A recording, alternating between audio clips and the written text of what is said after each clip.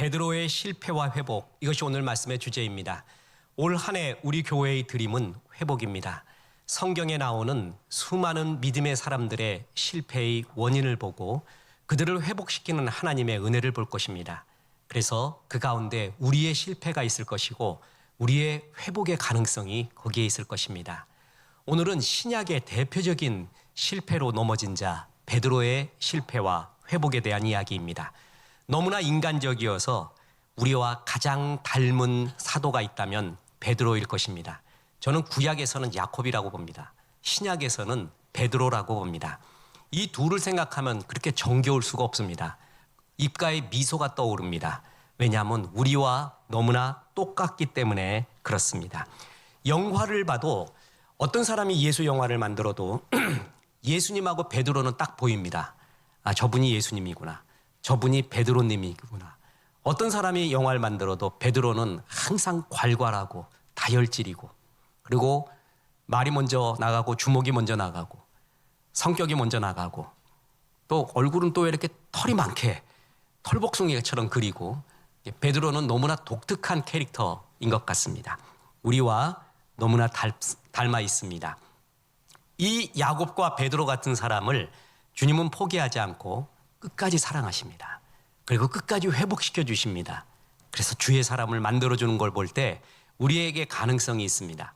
베드로의 실패의 원인은 무엇인가 하면 그는 사람들의 시선과 자기가 자기를 보는 시선에 집중했습니다. 그래서 망했습니다. 실패하고 넘어졌습니다. 베드로가 어떻게 해서 회복을 이루었냐 하면은 사람들, 베드로 자신의 시선이 아닌 예수님의 시선을 받아들이면서부터 베드로는 회복이 시작됐습니다. 오늘 그 말씀을 같이 나누려고 합니다. 베드로 실패의 원인, 사람들의 시선과 자기가 자기를 보는 시선에 집중했기 때문에 그렇습니다. 보십시오. 사도행전 4장을 보면 베드로가 유대인 최고의 브레인들이 모여있는 예루살렘 공의회에서 신문을 받을 때 성령 충만해서 하나님은 십자가에 못 박히신 예수 그리스도 외에 구원을 받을 만한 다른 이름을 준 적이 없다고 담대하게 외칩니다. 그걸 듣고 있던 유대 최고의 브레인들이 깜짝 놀랍니다.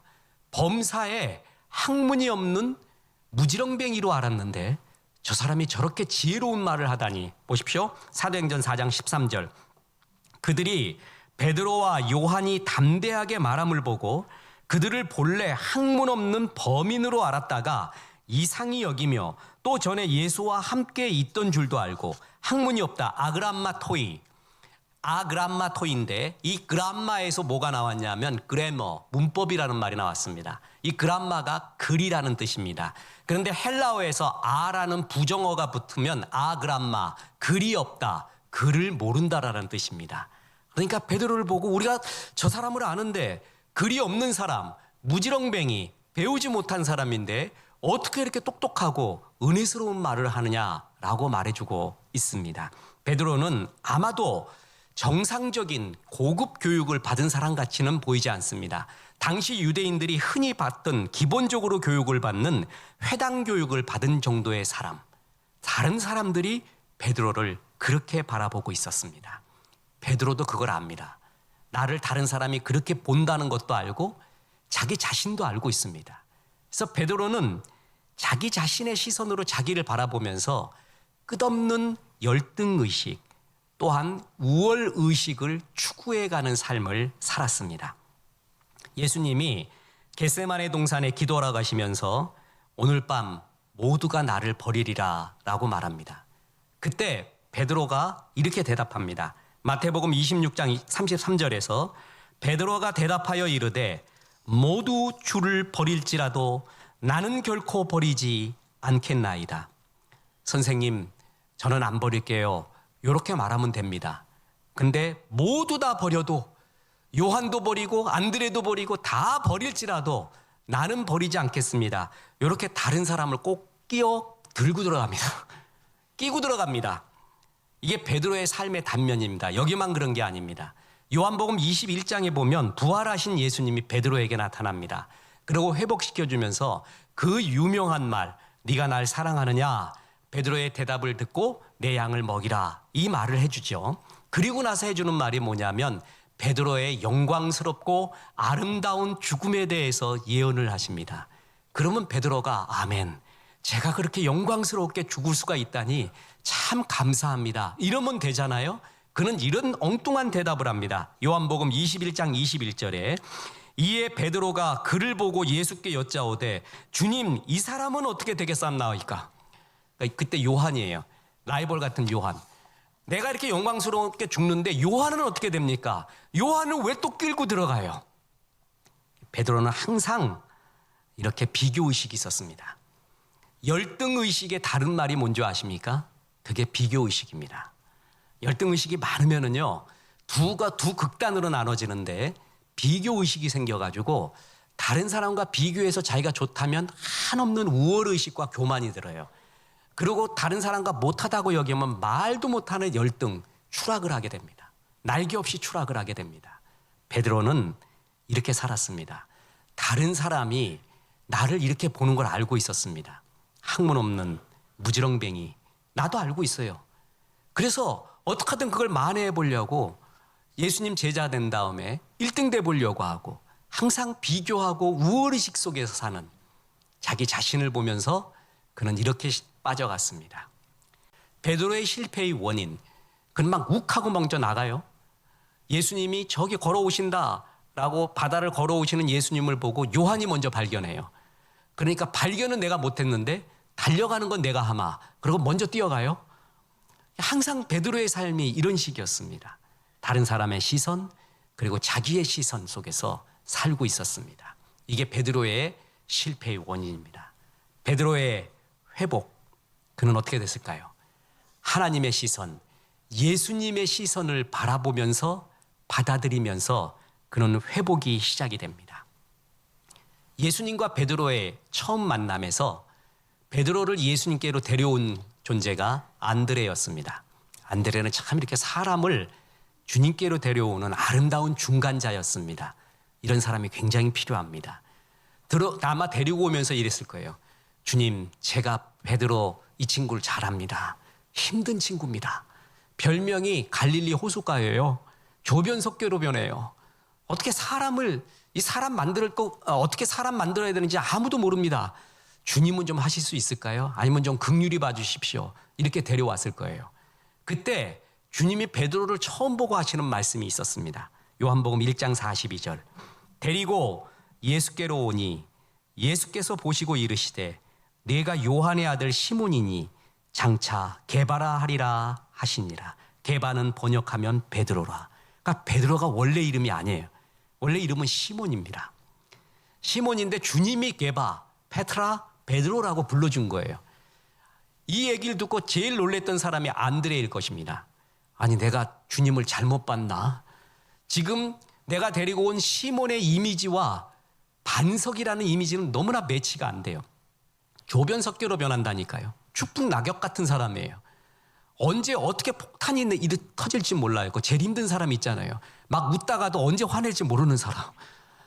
그러니까 평상시에 가만히 있다가도 언제 집에 들어가면 막 터져버리는, 내가 잘못한 것도 없는데 그 제일 불안해요. 이런 시한폭탄 들고 다니는 사람.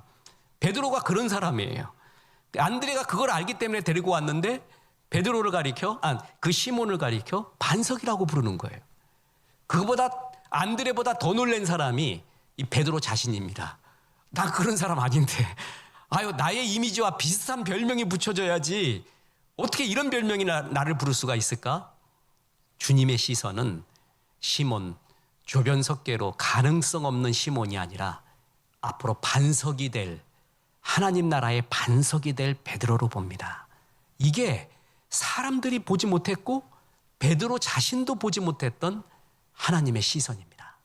이 예수님의 시선을 받아들이면서부터 베드로는 진짜 베드로로 거듭나게 됩니다. 특히 결정적인 사건이 바로 오늘 본문에서 읽은 사건입니다. 예수님이 체포당하신 후에 베드로는 대제사장 가야바의 뜰까지 쫓아가게 됩니다. 그때 날이 추워서 숯불을 피워놓고 불을 쬐고 있었습니다. 그랬더니 대제사장의 권속들이 베드로를 알아보고 너 예수의 제자지? 라고 묻습니다. 그랬더니 아니라고 합니다. 자, 여러분 우리 성경 지식 알죠? 몇 번 부인했어요? 3번. 이 3번을 꼭 기억하시기 바랍니다. 자, 그러면서 3번째는 부인하지를 않고 첫 번째는 아니요, 아니요라고 하다가 3번째는 뭘 하냐 면 저주까지 합니다.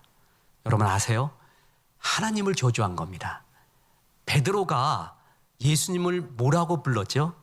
주는 그리스도시요 살아계신 하나님의 아들이니이다. 여러분 하나님의 아들의 본체는 뭐예요? 아들은 하나님이죠. 사람의 아들은 뭐죠? 그 아들은 사람이죠. 개의 자식은 뭐예요? 개잖아요. 그럼 하나님의 아들은 뭐예요? 하나님이에요. 베드로는 주님은 하나님이라고 고백한 사람이에요. 근데 그 하나님을 저주해요? 구약에 보면은 망령되이 여호와의 이름을 일컬은 자는 죽음에 처해요. 이때 망령된다라는 것은 이용하다라는 뜻이 많아요. 근데 심지어 저주까지 해요? 그건 죽음 중에 죽음입니다. 베드로가 이렇게 주님 앞에 부인을 할 그 3번째 부인할 때 주님이 베드로를 쳐다봅니다. 자, 보세요. 오늘 본문 누가복음 22장 61절에 주께서 돌이켜 베드로를 보시니 베드로가 주의 말씀 곧 오늘 닭 울기 전에 네가 3번 나를 부인하리라 하심이 생각나서 밖에 나가서 심히 통곡하니라. 주께서 베드로를 돌아보시니 이게 마태복음에 없습니다.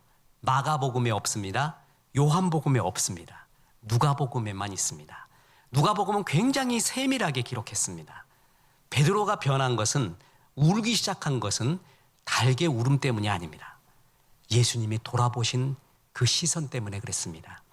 돌이켜, 스트레포, 반대로 돌리다 수동태로 쓰였습니다. 예수님이 그 힘드신 중에도 일부러 몸을 돌리신 겁니다. 그리고 베드로를 쳐다봤습니다. 이 주님의 시선, 저는 이 시선이 신구약 성경에 나오는 인간을 향한 하나님의 최고의 시선이라고 믿습니다. 우리의 어머니와 아버지의 시선과 닮은 하나님 최고의 사랑의 시선, 이렇게 쳐다보는 게 아니에요. 베드로 나쁜 놈아, 네가 날 부인하냐? 저주까지 하냐? 다른 사람은 다 부인할지라도 너는 주님 위에 죽는다고 얘기했지 않냐? 내가 변화산 때 변화산에서 나의 본 모습을 보일 때 너를 데리고 갔잖아. 3명 데리고 갈 때도 너 처음 만났을 때 사람 같지 않은 너를 내가 반석이라고 불러줬지 않니? 근데 나를 부인해? 저주까지 해? 다 알고 있다 이놈아. 그런 눈초리로 쳐다본 게 아니었습니다. 나를 밟아라. 그래, 안다. 이해한다. 많이 두려웠구나. 너를 이해한다. 나는 밟힘을 당하러 왔다. 네가 날 밟아도 부인해도 저주해도 난 널 사랑한다. 그 눈초리였습니다. 마크 배터슨이라는 목사님이 이프라는 책에서 이런 글을 썼습니다. 만일 당신이 예수님을 3차례나 부인했다면 제자로서의 자격을 상실했다고 생각하지 않겠는가? 베드로는 자포자기에 빠졌을 것이다. 그러나 주님의 눈길이 베드로의 삶을 변화시켰다. 복음서 기록의 행간을 읽자면 주님의 눈길에는 정죄의 기색이 전혀 없었다. 베드로는 그 눈길 보고 울기 시작합니다. 야사에 의하면은 베드로는 그때부터 완전히 울보가 됩니다. 주님 십자가까지 따라가면서 계속 울었다고 합니다. 설교 중에 계속 울었다고 합니다. 주님께 미안하고 주님의 그 시선이 늘 생각나서 말입니다. 소설가 이병주 선생이 산하라는 소설에서 대한민국 문장사에 남은 아주 유명한 문장을 말했습니다. 햇볕에 바라면 역사가 되고 달빛에 물들면 신화가 된다.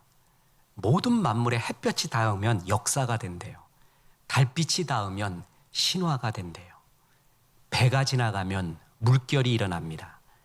따스한 봄바람을 맞으면 꽃들이 일어납니다. 주님의 시선을 받으면 사람들이 살아나게 됩니다. 그 시선, 이 시선 때문에 베드로는 울며 회개를 시작합니다. 회개의 시작은 모든 것이 완벽하게 변했다는 것을 의미하는 것은 아닙니다. 우린 죽을 때까지 회개해야 됩니다. 그래서 성화되어야 갑니다. 회개의 시작, 완벽한 회복은 되지 않았습니다. 그러나 변화의 시작이 됐습니다. 베드로는 그 주님의 시선을 받았음에도 불구하고 이제 주님 돌아가셨으니까 모든 걸 포기하고 자기 고향으로 돌아가서 다시 어부의 삶으로 되돌아갑니다. 그런데 우리 예수님이 그 베드로를 야곱처럼 추적합니다. 실패하지 않는 주의 사랑이 야곱을 추적했듯이 베드로까지 추적합니다. 그래서 부활하신 예수님이 베드로에게 제일 먼저 나타납니다. 고린도전서 15장에 보면 바울 사도가 주님이 부활하신 후에 여러 사도들 제자들에게 나타났다고 했는데 그 중에 게바 베드로에게 제일 먼저 나타났다고 표현하고 있습니다. 보십시오. 고린도전서 15장 4절에 장사 지낸 바 되었다가 성경대로 사흘 만에 다시 살아나사 게바에게 보이시고 후에 12 제자에게와 그 후에 500여 형제에게 일시에 보이셨나니. 주님은 베드로를 잊지 않았습니다. 그리고 베드로를 찾아갑니다. 그리고 나서 주님은 정말 이해할 수 없는 행동을 하십니다. 이 베드로가 오기 전에 숯불을 펴놓습니다. 그리고 베드로에게 말합니다. 아그야, 지금 잡은 물고기 좀 갖고 와라. 우리 같이 구워 먹자. 이렇게 얘기합니다. 보십시오. 요한복음 21장 9절에 육지에 올라보니 숯불이 있는데 그 위에 생선이 놓였고 떡도 있더라. 예수께서 이르시되 지금 잡은 생선을 좀 가져오라 하시니. 부활하신 예수님이 베드로를 찾아갑니다. 그리고 이제 완벽한 치유와 회복을 준비하십니다. 자, 성경에 정말 이해할 수 없는 구절. 베드로 쫙나가 빛같이 나타나서 눈이 멀게 하던가 가슴이 뛰게 하던가 해야 되는데 숯불을 펴놨습니다. 그리고 고기 갖고 오라고 합니다. 그냥 먹고 대화를 합니다. 숯불.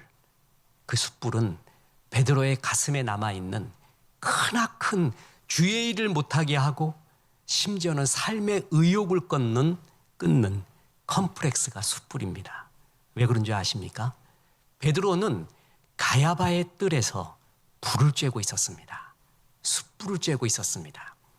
그 가운데 주님을 3번이나 부인한 것입니다. 보십시오. 요한복음 18장 18절. 그때가 추운 고로 종과 아랫사람들이 불을 피우고 서서 쬐니 베드로도 함께 서서 쬐더라.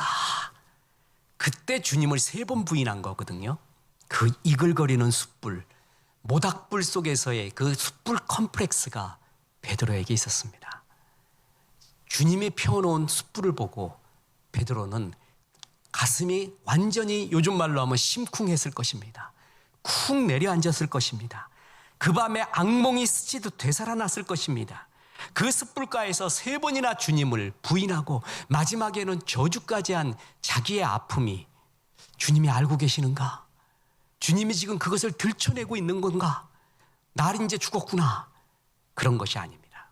숯불 펴놓고 그 다음에 주님이 했던 유명한 말이 있습니다. 네가 나를 사랑하느냐? 몇 번 물었죠? 3번이에요. 아까 물었습니다. 베드로가 주님을 몇 번 부인했어요? 3번.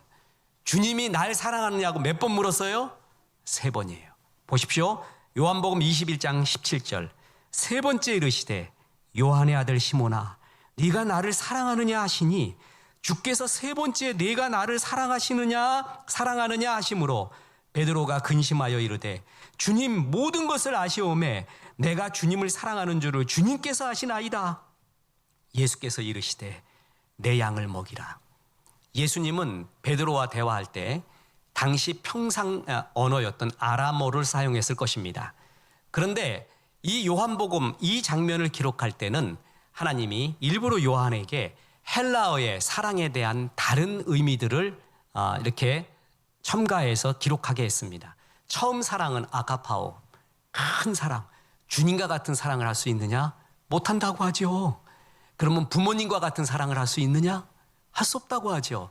마지막은 일반 사람들이 사랑한다고 말하는 그 사랑처럼 그 사랑으로라도 나를 사랑할 수 있겠느냐라고 물어본 거예요. 사랑의 강도를 점점 낮췄습니다. 그러니 대답할 수 있죠. 주님이 아시지 않습니까? 자, 몇 번 물어봤어요? 3번. 베드로가 몇 번 부인했어요? 3번. 어디서 부인했습니까? 숯불가에서. 주님은 부활하신 후에 숯불을 펴놓습니다. 그리고 3번 묻습니다. 베드로의 가슴 속에 있었던 응어리, 그 숯불 컴플렉스, 3번이나 부인했던 컴플렉스, 아픔, 그 트라우마를 주님은 다 회복시켜 주신 것입니다. 용서하신 것입니다. 그걸 다시 묻지 않습니다. 아무것도 묻지 않고 베드로야, 내가 널 사랑한다라는 바로 그 의미입니다. 베드로는 진짜 변했습니다. 저는 이걸 생각할 때 그렇게 좋을 수가 없습니다. 주님의 눈길을 받았어요. 내가 부인할 때 주님은 한없는 사랑의 눈초리로 나를 바라봤어요. 그리고 부활해서 나타나서 마지막 치유까지, 용서의 치유까지 다 해줬습니다. 그리고 나서 그는 오순절 마가 다락방에서 성령의 침례를 받게 됩니다. 성령을 받게 됩니다. 그때부터 예수의 복음을 전하기 시작하는데 완벽하게 변화된 베드로의 모습이 나타납니다. 그가 사도행전 3장에 보면 성전 미문에 앉아있는 안진뱅이를 고칩니다.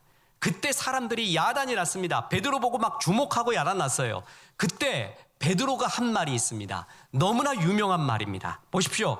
사도행전 3장 12절에 베드로가 이것을 보고 백성에게 말하되 이스라엘 사람들아, 이 일을 왜 놀랍게 여기느냐? 우리 개인의 권능과 경건으로 이 사람을 걷게 한 것처럼 왜 우리를 주목하느냐?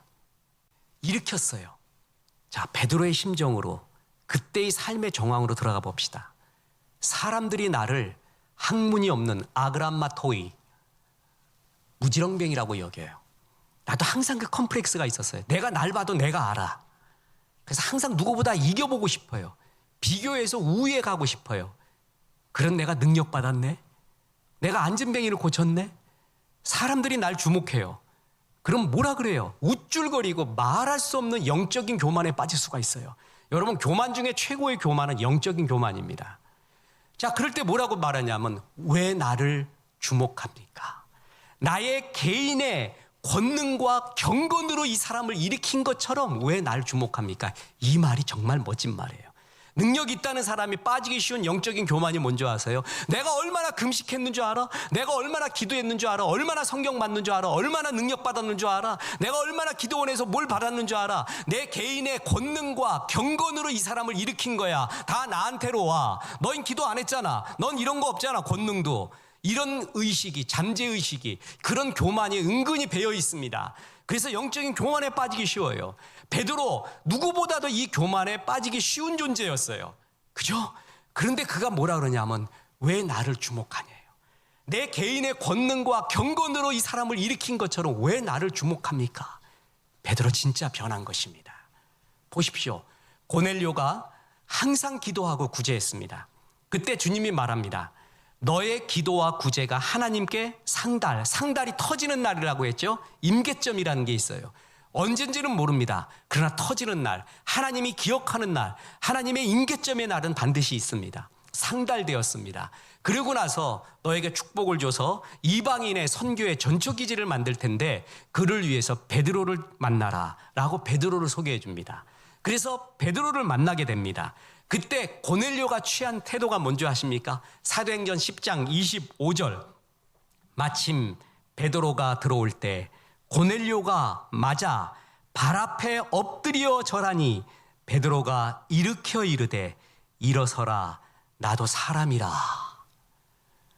여러분, 베드로 이 무지렁뱅이 촐로 같은 사람이 하나 서 있는데 로마의 최고 상류층, 식자층, 권력도 있는 사람이 베드로 앞에 엎드려 버립니다. 절을 합니다. 변화받지 않는 베드로 같으면 이렇게 말할 거예요. 드디어 때가 왔다. 내 한이 다 풀리는구나. 정말 속에 있는 응어리가 다 부서진다. 내가 맨날 절하는 사람이었는데 아유, 이렇게 상류층이 나한테 절까지 하네. 야, 인생 모르는 거야. 야, 정말 이럴 때도 있구나. 내 한이 다 풀린다. 이렇게 말해야 돼요. 한없이 좋아했을 것이에요. 근데 이렇게 세웁니다. 나도 사람입니다. 나를 하나님같이 여기지 마십시오. 이게 베드로의 고백 같습니까? 자유주의 신학자들은 베드로가 안진뱅이 고치고 아마도 고넬료 앞에서 이 태도는 베드로의 글이 아니라고 말할 것입니다. 베드로의 성정과는 너무나 맞지 않아요. 왜 내 개인의 권능과 경건으로 사람이 일으킨 것처럼 나를 쳐다봅니까? 나는 그런 권능과 경건이 없는 사람입니다. 왜 나한테 절합니까? 나도 사람입니다. 베드로가 이제껏 취하고 있었던 라이프 스타일과 너무나 다르지 않아요? 그렇습니다. 그의 변화의 시작, 예수님의 한없는 사랑의 눈길을 보았습니다. 부활하신 예수님이 내 마음속에 남아있는 트라우마 그리고 아픔을 회복시켜주는 용서를 보았습니다. 그리고 성령 충만을 받았습니다. 그랬더니 사람이 진짜 변해갔습니다. 마지막이 남았습니다. 이건 야사에 나온 이야기를 폴란드의 작가 생키에비치가 각색해서 기록한 것이 쿼바디스라는 소설입니다. 이 쿼바디스 소설은 로마가 네로 황제 때 기독교인들을 심하게 박해했을 때의 이야기입니다. 그때 베드로가 그 박해가 너무 심했습니다. 그래서 도망을 갔습니다. 그 박해를 피해서 캄파니아 평원까지 이르렀을 때 너무나 익숙한 빛이 자기 앞에 눈앞에 보이게 됩니다. 예수님이었습니다. 예수님이 어디론가 가시고 있습니다. 그때 베드로가 묻습니다. 쿠아바디스 도미네, 주여 어디로 가시나이까? 쿠아바디스 도미네, 주여 어디로 가십니까? 그랬더니 나는 네가 도망가는 피하는 로마로 가서 다시 십자가에 달리기 위해 가고 있다 라고 말합니다. 베드로가 그 말을 듣고 정말 주 앞에 다시 자복합니다. 주님 가지 마십시오. 제가 갑니다. 그리고 베드로는 로마로 갑니다. 바티칸에서 순교하게 됩니다. 주님은 십자가에서 죽었지만 이렇게 죽었지만 나는 감히 그렇게 죽을 수 없다고 해서 베드로는 거꾸로 달려 죽었습니다. 이게 베드로에 남아있는 마지막 야사. 그는 완벽하게 회복되고 변화되었습니다. 변할 것 같지 않은 그러나 하나님의 사랑의 눈길, 그것이 변화의 시작이었고 그 사랑의 눈길이 정말 사람을 변화시키는 가장 큰 힘을 가지고 있습니다. 저는 지금 우리가 설 명절에 부모님들을 뵙잖아요. 유대인의 경구에 그런 거 있습니다. 하나님은 이 세상에 어디나 있지 못하기 때문에, 그건 이제 거짓말이죠. 그래도 이제 하는 말이에요. 부모님을 우리 곁에 두었다. 그래서 부모님 보면서 하나님의 사랑을 가장 가깝게 이해할 수 있게끔 부모님을 뒀다고 합니다. 부모님의 눈길이 바로 우리 하나님의 눈길과 정말 비슷합니다. 예수님이 베드로를 바라봤을 때의 그 눈초리, 눈길, 이 눈길과 똑같지 않아요? 워드플레이, 단어가 똑같지 않아요? 소설 속 주인공이, 아니 진짜 이청준이 엄마의 사랑을 그때 얼마나 절절하게 느꼈을까요? 힘없는 애미가 할 수 있는 거는 아들내미 발자국 따라가면서 그 발자국, 온기 남아있는 발자국 밟고 가면서 아들아 너는 잘 살아라, 넌 잘 살아라 하는 애미의 그 마음, 그거 자식이 알았을 때, 그러고도 변화되지 않는다면 말이에요. 그러고도 엄마의 사랑에 감동되지 않는다면 그놈은 진짜 죽일 놈이요. 그건 돌덩이요. 소설 같은 건 그런 말이에요. 어릴 때 읽을 때하고 30대가 다르고 40대가 다릅니다. 50대 읽을 때가 또 다르고 60대 읽을 때 또 달라요. 저는 처음 젊었을 때 눈길을 읽었을 때요, 그 주인공이 정말 매정한 놈이라고 생각했어요. 이 부려막가한 놈 있을까? 근데 나이 들어보면서 느꼈어요. 주인공의 마음을 이해해요. 이 사람도 얼마나 힘들었을까? 없는 살림에 자기 혼자 자수성가하면서 따뜻한 밥 한 끼 먹으면서 남들은 다 밀어주는데 나는 그거 없이 찬바람 맞으면서 자수성가했어요. 맨 땅에 헤딩하면서 그 자식이 얼마나 응어리가 맺혔을까도 그것도 충분히 이해가 됐어요. 충분히 나이 들어보니까. 그래서 엄마한테 난 빚이 없어 엄마의 사랑을 애써 외면하면서 마음을 닫았던 그 감정의 벽을 충분히 이해했습니다. 그런데 그게 아니에요. 그런 것보다 더 큰 게 부모님의 사랑, 어머니의 사랑이에요. 우리의 상처보다 더 큰 게 사랑이에요. 힘없는 어미의 그 사랑의 눈길, 예수님이 베드로 바라보면서 그래, 밟아라. 괜찮다. 나는 십자가에 너의 그 죄 때문에 너희를 사랑하는 마음으로 십자가에 달린다 하는 그 눈길이 베드로의 모든 삶을 변화시키는 시작이었습니다. 설교에 늘 말했죠. 하나님이 세상을 나를 이처럼 사랑하사. 이처럼을 느끼잖아요. 그럼 변화되게 돼 있습니다. 나를 이렇게 사랑했구나. 우리 엄마가, 우리 아버지가 이렇게 사랑했구나. 그걸 할 때 몸서리치면서 변화가 시작이 됩니다. 우리의 자녀들은 사람은 지적 갖고 변화되지 않습니다. 그것은 오해입니다. 사랑입니다. 한없는 사랑. 너를 향한 끝없는 변함없는 실패하지 않는 사랑이 자식을 변화시킵니다.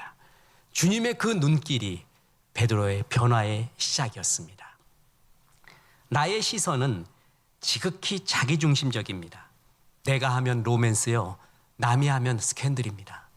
나의 시선으로 나를 바라보면 한없는 열등감과 한없는 우월의식 양극단을 오고 갑니다. 남의 시선으로 나를 바라보면 비교적 정확합니다. 그러나 완벽하지 않습니다. 하나님의 시선으로 나를 바라볼 때 비로소 내가 보이기 시작합니다. 하나님은 하나님의 형상대로 우리를 만들었어요. 비둘기는 비둘기같이 만들었고 독수리는 독수리같이 만들었어요. 호랑이는 호랑이같이 만들었어요. 근데 사람은 사람같이 안 만들고 사람은 하나님같이 만들었어요. 그래서 하나님을 기피할 때, 하나님의 생각이 그의 마음에 가득 넘쳐나게 될 때, 하나님의 시선이 꽂힐 때 그는 변화되기 시작합니다. 그 예수님의 눈길과 시선을 배우는 것이 예배입니다. 그게 성경 공부입니다. 나를 향한 주의 시선과 눈길을 보는 게 예배요, 찬양이요, 기도요, 성경 공부입니다. 올 한 해 이 주님이 나를 향한 시선을 많이 보십시오. 나를 향한 눈길을 많이 보시길 바랍니다. 그래서 나를 부인하고 내가 죽어지고 주의 시선이 나를 사로잡기 시작할 때 우리는 회복이 시작될 겁니다. 그리고 영광스러운 삶이 시작이 될 겁니다. 그런 저와 여러분이 되기를 주 예수의 이름으로 축원합니다.